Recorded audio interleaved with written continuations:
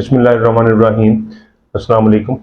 Easy homeopathy में आज हम बात करेंगे कि कौन कौन सी किस्में हो सकती हैं अगर आपके हील में यानी पाँव की एड़ी में या पाँव में दर्द हो रहा है, तलवे में दर्द हो रहा है, तो वो कौन कौन सी दर्द हो सकती है। इसकी मुख्तलिफ किस्में बनती हैं, मुख्तलिफ स्टाइल हैं। या पहली कैटेगरी जो उसमें आ जाती है वो पॉसिबल है कि आप यूरिक एसिड के मरीज़ हों या आप मरीज़ नहीं भी हैं और आपको यूरिक एसिड हो और आपको पता भी ना हो। तो पहली पॉसिबिलिटी यूरिक एसिड की हो सकती है।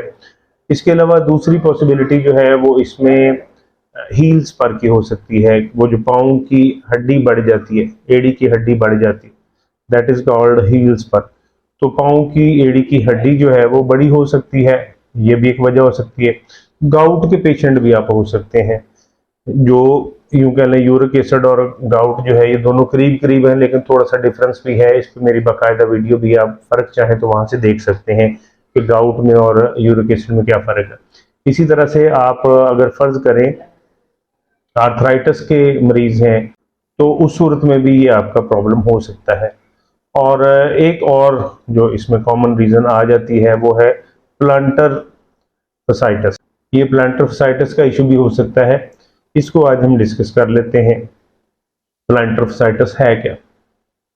प्लांटर फसाइटिस जो पाँव का तलवा है उसके नीचे एक आप यूं कह सकते हैं kind of soul, kind of muscle एक दिया गया है, जिसका जो बेसिकली आपकी पाँव की एड़ी को पंजे के साथ लिंक करता है।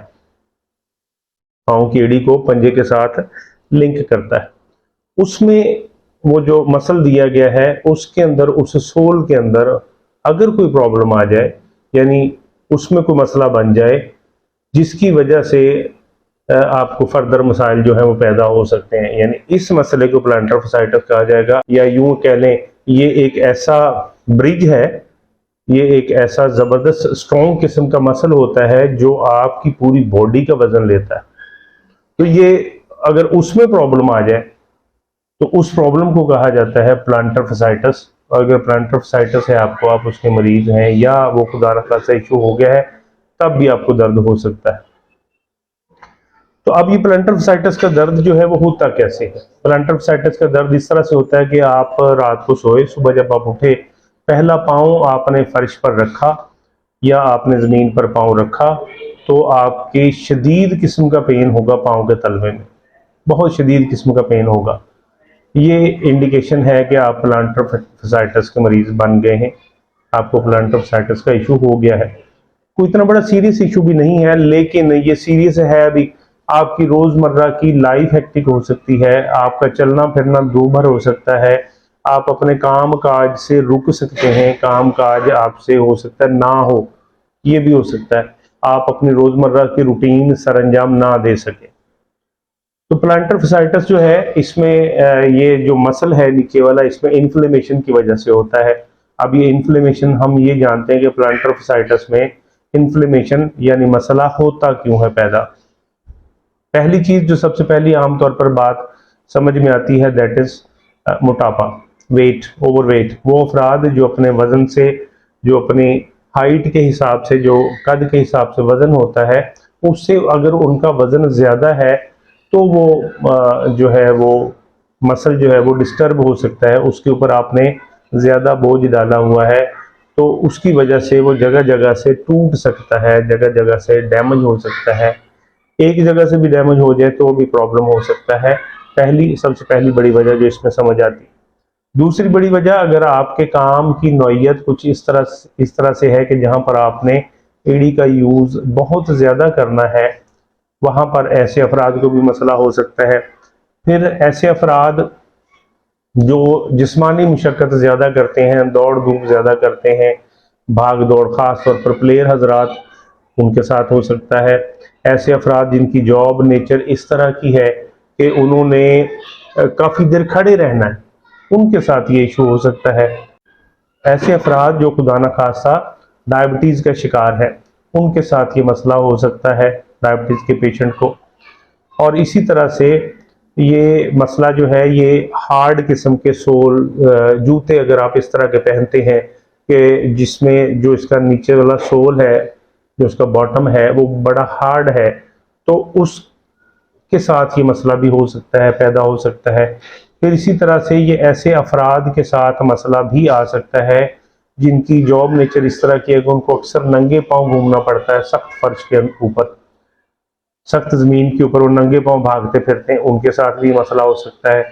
इसके अलावा ऐसे अफराद के साथ भी ये मसला हो सकता है कि जिनके पाँव के तलवे का जो खम है वो नहीं है, फ्लैट है, फ्लैट फीट जिन्हें हम कहते हैं, बिल्कुल फ्लैट है पाँव इस तरह से नीचे से, तो उनके साथ भी ये मसला हो सकता है। आमतौर पर आपको पता है यहाँ पे खम सा होता है, पाँव के इस एरिया में खम सा होता है, तो ये उनके साथ भी मसला हो सकता है। फिर उनके साथ भी मसला हो सकता है जिनका ये पाँव का खम जो है वो ज़्यादा बड़ा है, ज़्यादा ऊंचा है, हाइट में ज़्यादा है। फीमेल की अगर हम बात करें तो ड्यूरिंग प्रेगनेंसी उनके साथ वेट उनका चूंकि बढ़ जाता है, तो उस वक्त उनके साथ मसला हो सकता है। कुछ खवातीन को हाई हील्स पहनने का शौक होता है, जो हील्स बहुत ज़्यादा ऊंची किस्म की पहनती हैं, बैलेंस नहीं रहता, उस वक्त उनके साथ भी, ऐसी खवातीन के साथ भी इशू हो सकता है। तो ये वो सारी पॉसिबल रीजंस हैं जो मैंने आपके सामने रखी जिनकी वजह से प्लांटर फसाइटिस प्रॉब्लम पैदा हो सकता है। अब हम आते हैं इस तरफ के प्लांटर फसाइटिस जो है, ये फर्ज करें मसला पैदा हो गया है, अब इस मसले से निपटा कैसे जाए, इस मसले को सॉल्व कैसे किया जाए। तो हमारे पास दो तरह के सोल्यूशन आते हैं। एक तो वो सोल्यूशन जो हम घर में ही रह कर सकते हैं, पहला सोल्यूशन होगा, और दूसरा सोल्यूशन जो हम मेडिसिन के जरिए से कर सकते हैं। तो पहला सोल्यूशन जो है वो जो घर में रहकर आप कर सकते हैं वो ये है कि सबसे पहले आप चेक करें कहीं आपका वजन ज्यादा तो नहीं है। अगर आपका वजन ज्यादा है तो उसको कम करें, वजन कम करें, और उसके बाद अपनी हाइट के अकॉर्डिंग अपने वजन को लेके आए। फिर आप ये चेक करें क्या आपकी कहीं कोई जॉब नेचर ऐसी तो नहीं जिसमें आपने खड़ा होना है, ज्यादातर खड़े रहना है, वहां पर भी प्रॉब्लम हो सकता है। तो अपने उस जॉब नेचर को चेंज करें, उसमें कोई रूटीन चेंज करें, अपनी बैठने को भी प्रेफर करें जहाँ पे आपके पाँव के ऊपर वजन कम से कम पड़ सके। और तीसरा फिर ऐसा भी हो सकता है कि आप अगर प्लेयर हैं तो उस सूरत में आपकी जो वर्किंग है, जो काम है, उसको आप मैनेज कर सकते हैं, वहां से आपको रेस्ट लेना पड़ेगा, और कुछ रेस्ट करने के बाद ये ऑटोमेटिकली ये मसल रिपेयर हो जाता है, तो ऐसा भी हो सकता है।